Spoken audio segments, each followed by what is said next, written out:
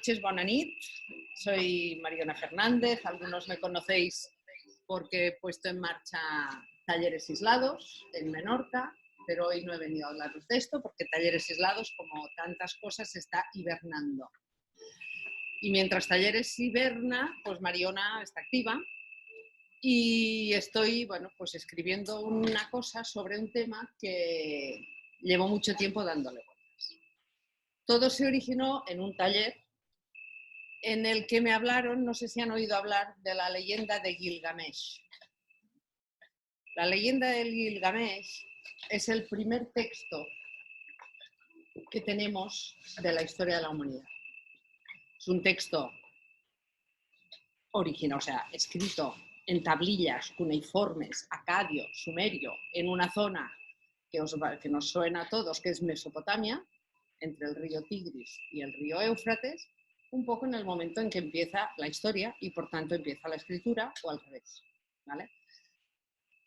En ese entorno había una ciudad que se llamaba Uruk, que fue una ciudad imperio, que estuvo 8.000 años, o sea, una civilización que duró 8.000 años, ¿vale? De la cual se sabe muy poco y que, bueno, en excavaciones recientes de hace un siglo empezaron a salir cositas. Bueno, una de las cosas que salió fue esto, que hasta día de hoy, ahora parece que se han encontrado cosas anteriores también de la zona, pero hasta día de hoy se consideraba el primer texto de donde salen cosas que después las vemos en la Biblia, salen cosas que después las vemos en los mitos griegos, etc. Es una leyenda de un rey que existió, Gilgamesh, y que, bueno, pues debió ser un rey muy importante y se fue generando la leyenda del rey, que atravesó siglos y diferentes zonas, y por lo tanto esto se ha encontrado en acadio, en sumerio, en unas tablillas que hay una versión, en otras hay otra, como pasa en todos los mitos y leyendas que circulan durante tiempo y durante varios territorios. Vale. Esto es un poco para ponernos en antecedentes. Entonces, a mí nos leyeron en un taller un fragmento. Y fue un fragmento que, o sea, el otro día nos decía Manuel Vilas que a veces cuando leemos algo en un libro y nos resuena mucho, es porque aquello ya lo llevábamos. Lo que pasa es que nosotros no habíamos, o sea, no es que nos guste porque lo dice no sé quién, nos gusta porque eso ya forma parte de nosotros. Entonces, a mí, en este fragmento que os voy a leer, me pasó un poco esto, ¿vale? Es una pequeña escena de toda la leyenda y os tengo que contar un poco qué pasa antes. Un pastor que está, pues, por la zona, haciendo de pastor, ve a un hombre muy raro, salvaje, muy grande, lleno de pelos. Entonces se asusta, es un hombre que vive con los animales, se asusta y va a contárselo a su padre. Entonces el padre dice, pues ve a contárselo al rey. En estas historias siempre le cuentan lo mismo, se va repitiendo lo que le cuenta el hijo primero a su padre, después al rey, que es Gilgamesh, y Gilgamesh le dice que se vaya al templo de Ishtar, donde están lo que hemos traducido como prostitutas sagradas, y que hable con Shamhat, que es una prostituta sagrada, y que, bueno, y le da como unas instrucciones para que se vayan al bosque y ella ejerza el oficio de hembra. Eso es tal cual, ¿vale? Entonces se van al templo de Ishtar, el pastor con Shamhat caminan 3 o 4 días hasta que llegan a la zona donde viven todos los animales, y Enkidu, el nombre del hombre salvaje es Enkidu, y esperan. Y entonces ya en un momento dado lo ven, que está bebiendo allí con todos los animales, y ella hace un poco lo que han acordado que haría. Y os leo ahora unas palabras que tienen 3.500 años. Y dice, ella se despojó de su túnica y se tumbó allí desnuda, abiertas las piernas, tocándose. La vio Enkidu y se acercó cautelosamente. Olisqueó el aire, contempló su cuerpo, se acercó. Shamhat le tocó el muslo, tocó su pene e introdujo a Enkidu dentro de ella. Empleó sus artes amatorias, se apoderó de su aliento con sus besos, no se reprimió en absoluto y le enseñó lo que es una mujer. Durante 7 días permaneció erecto y yació con ella, hasta que quedó saciado. Al cabo se levantó y caminó hacia la charca para reunirse con los animales. Bueno, hasta aquí nos ha sorprendido mucho que una erección durara 7 días y que las noches de amor de ahora no son nada, ¿no? Pero lo que me sorprendió fue lo que viene ahora, ¿vale? Y es de lo que vamos a hablar.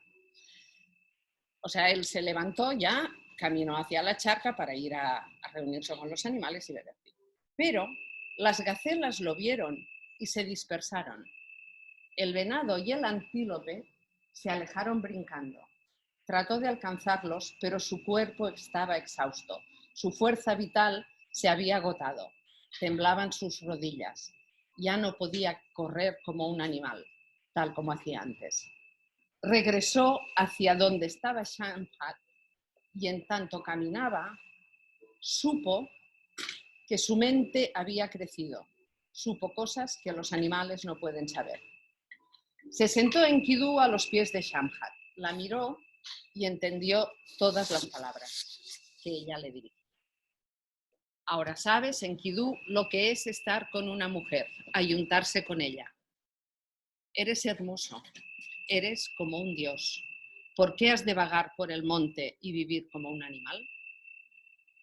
Bueno, en este pequeño fragmento, en esta segunda parte, yo tengo marcado en negrita unas cosas que creo que desde ese momento, y quizás en ese momento ya, lo llevábamos como inscrito de algún modo en este gen cultural que se nos va haciendo a medida que evolucionamos.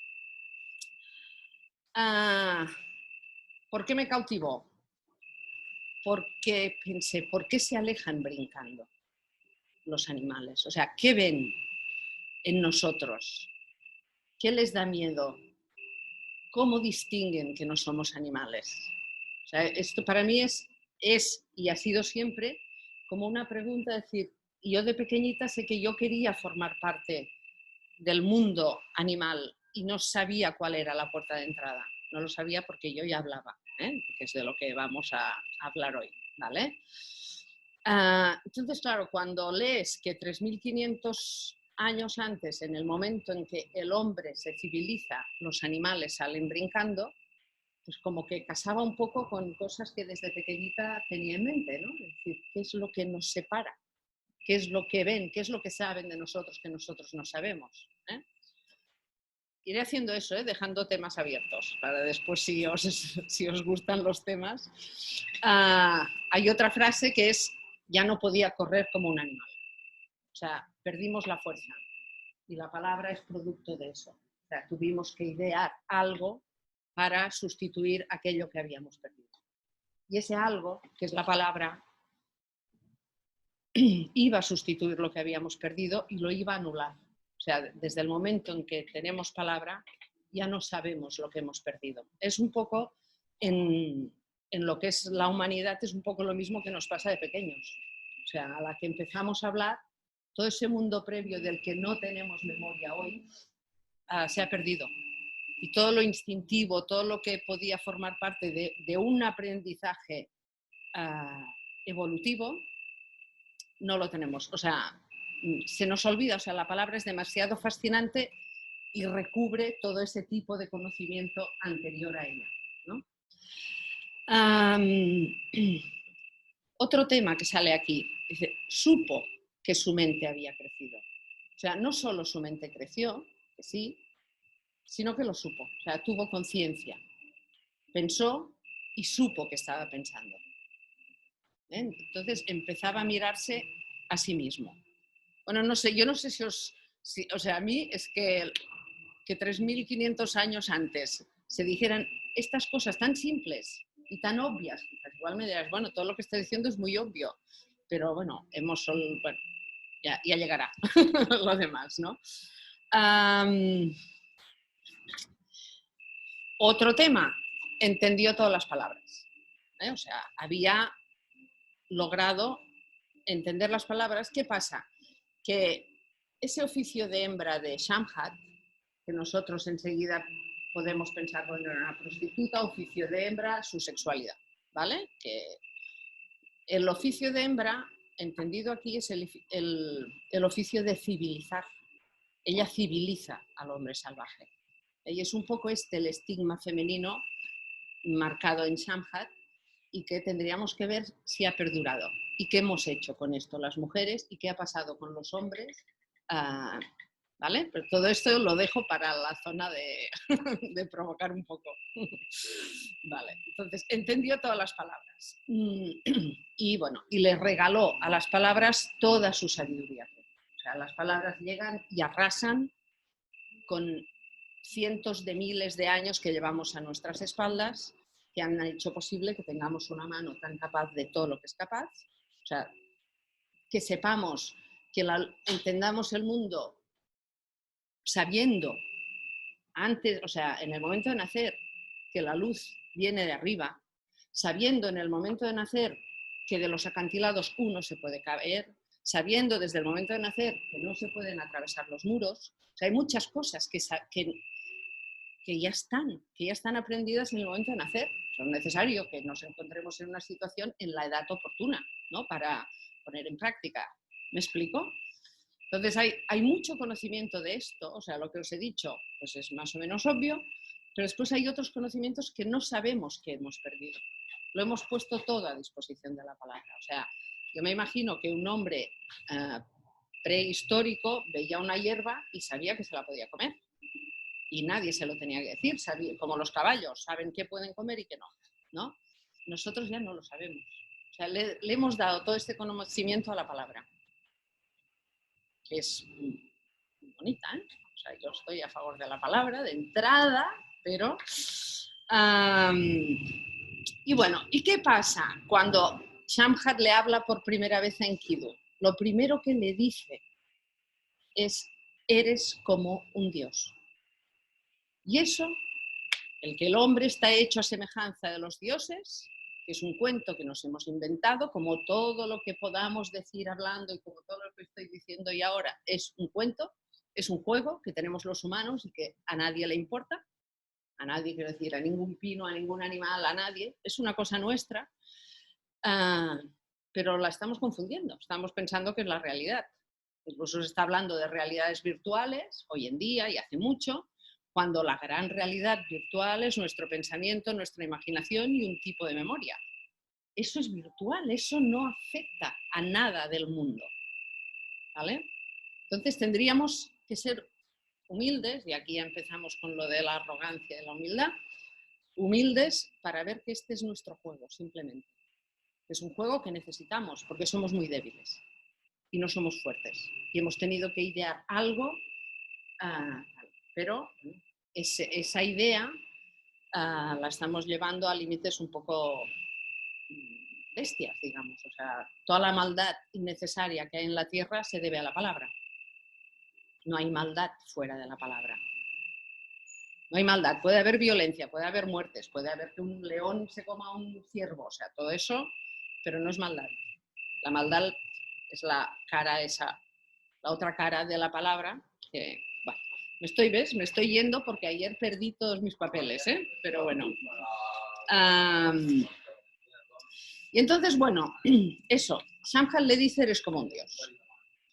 Y aquí, después de siglos y siglos y siglos de imaginar a los dioses como nosotros y a nosotros como los dioses, ¿cómo no nos vamos a volver arrogantes? O sea, cualquier persona, por buena persona que sea, por respetuosa que sea con el medio ambiente, tal, tenemos como inscrito que estamos en la cúspide de una evolución. O sea, aunque queramos pensar que no, lo llevamos como muy dentro, que somos superiores a una hormiga, a un pino, a una vaca, y somos tan arrogantes de decir, los delfines son casi tan inteligentes como nosotros. Pues esto lo dirás tú, que eres humano y solo puedes decir desde el punto de vista humano. ¿Qué dirá el delfín de nosotros? ¿Sabes? O sea, esta posición,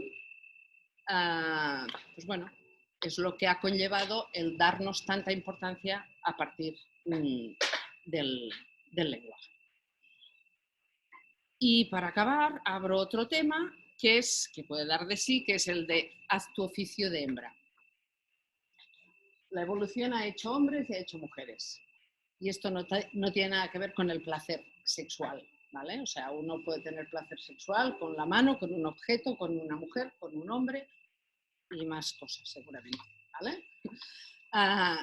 Pero a nivel evolutivo es evidente que, pues bueno, ha resultado que le convenía a la vida que fuéramos un hombre y una mujer y que nos organizáramos de una manera determinada, que el hombre siempre estuviera dispuesto y que la mujer solo estuviera dispuesta cíclicamente, y esto ha generado toda una serie de comportamientos, ¿vale?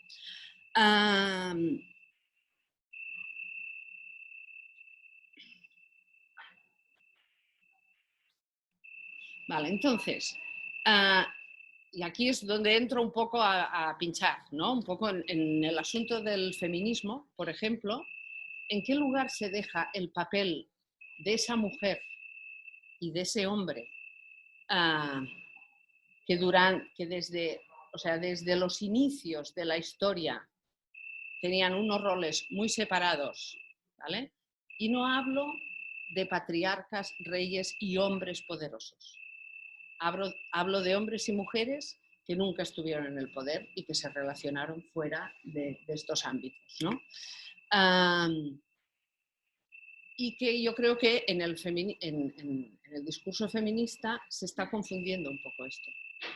O sea, se está hablando de hombres cuando en realidad es una sociedad patriarcal que nos ha afectado a todos y ha afectado también a un niño soldado y a un niño minero y a un niño tal. Entonces hemos hecho un saco muy grande en relación a esto. Y yo creo que esto, aunque ahora no lo parezca, va un poco relacionado con, bueno, con lo que cómo ha ido evolucionando la palabra para llevarnos aquí, y a pensar ciertas cosas.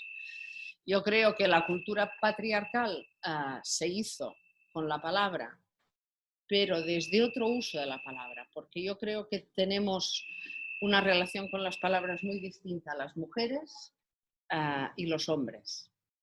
Me vais a matar, ya lo sé, pero bueno, yo lo digo por un poco... de hecho, hay antropólogos que dicen que los humanos, a la hora de seducir, nos hemos cambiado los roles. O sea, el rol por naturaleza de la mujer es la comunicación y el del hombre, el ser el más fuerte, el más bello, el más grande, el más tal, ¿vale?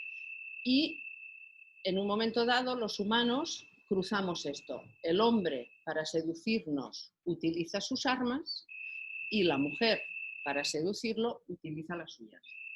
Esto lo han dicho antropólogos, no me lo invento yo, ¿vale? Pero esto os lo decía por algo. Por la función del feminismo. Exacto. Sí, pero no sé cómo, o sea, me he perdido totalmente. ¿Cómo ha sido, cómo en el escrito sí. Que has presentado tú, la mujer hacía la función de hembra? Sí, claro. Exacto. Y que yo creo que el feminismo no tiene en cuenta lo femenino. O sea, que estamos luchando, o sea, es producto de un patriarcado, aunque sea para ir en contra, ¿sabes? Pero yo creo que se tendría que hacer el salto, ir a lo anterior y recuperar el valor de lo femenino, ¿sabes? Más que una lucha entre hombres y mujeres. O sea, ¿sabes? Ya sé que lo de hombres y mujeres es resumirlo mucho, pero bueno, sí que hay un poco esto, ¿no? Entonces, bueno, iba por ahí. Si me preguntáis cosas, saldrán más cosas, porque como os he dicho, perdí todos los papeles. Pero bueno, antes de que me preguntéis, os voy a leer un pequeño fragmento mío de esto que estoy escribiendo. Os avanzo que me he inventado que de esta unión de 7 días nació una niña, que no sale en la leyenda, y en un momento dado la niña se ha perdido, hay niebla, su madre había decidido no hablarle, pero ante el peligro dice: ven, hija, ven, por primera vez y para siempre. La voz de mamá llamando, ella el mugido y yo el ternero extraviado. Respondí, reconocí su voz al servicio de las palabras, es ahora cuando lo sé. ¿Qué sonido emití yo? Shamhat me cogió en brazos. Ven, hija, ven. Me llevó a casa. Oía los caballos tras nuestros pasos. Estaban alterados. durmieron en la puerta de la cueva. Por primera vez, Shamhat me habló. La gran niebla duró una semana. La tierra se había ido del cielo. Las noches, que siempre guiaban a los hombres, dejaron de hacerlo. Dicen que la ciudad se hundió en el silencio y que los navegantes no volvieron nunca. Las gentes tuvieron miedo. El sol perdió su fuerza. Los ojos apenas servían para ver. Shamhat me habló. Durante una semana me habló. Aprendí todas las palabras. Cuando la nube se fue, yo había perdido mi infancia. Que es un poco como que eso, cuando la palabra se llevó la infancia a la humanidad. O sea, hay muchas cosas a veces que podemos verlas en paralelo. O sea, lo que es la evolución de una persona tiene su paralelo en lo que ha sido la evolución de la humanidad. Yo creo que ahora somos un mundo viejo, o al menos esta civilización ha envejecido mucho. Yo creo que tuvo un punto culminante cuando nació el tipo de lenguaje que estamos usando hoy, aún a partir del griego, ¿no? Y que después de entonces, pues sí, hemos ido dando vueltas sobre esto, pero que la gran base está ahí, ¿no? Y bueno, y lo que, no sé, también lo que de algún modo me hace pensar que hemos envejecido es que desde hace una época, por ejemplo, en esa época, incluso en los griegos, todo lo que se soñaba eran oráculos, eran presagios. O sea, uno tenía un sueño y podía adivinar qué pasaría, o qué le estaban diciendo los dioses, o tal. Pero nadie se ponía a analizar su pasado, como estamos haciendo desde el siglo XX. ¿Sabes? Entonces, cuando somos viejos, como personas, es una época en que la memoria ocupa una parte importante de nuestra vida y es un pequeño tesoro que tenemos, o sea, vivimos de eso, ¿no? Entonces no me extraña que como sociedad, al envejecer, también vayamos a intentar analizar qué es lo que hemos hecho mal, qué es lo que no sé qué, ¿sabes? O lo que hemos hecho bien, ¿no? Pero hacer un repaso de nuestro pasado más que augurar futuros. Y ya sé que hay gente que está trabajando para el futuro, ¿eh? Pero sí que creo también que es un momento que la sensación general, y supongo que con el virus igual se ha acrecentado, es de que es, bueno, que en los años, a mitades del siglo XX fue como la última expansión de progreso, de ir hacia adelante, tal, y que ya en este milenio estamos entrando en una fase un poco rara, ¿no? De ser muy conscientes del daño que hacemos al mundo, yo qué sé.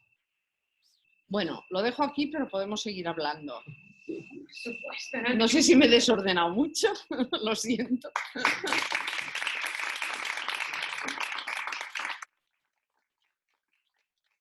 Si vamos hablando, pues yo creo que pueden salir cosas.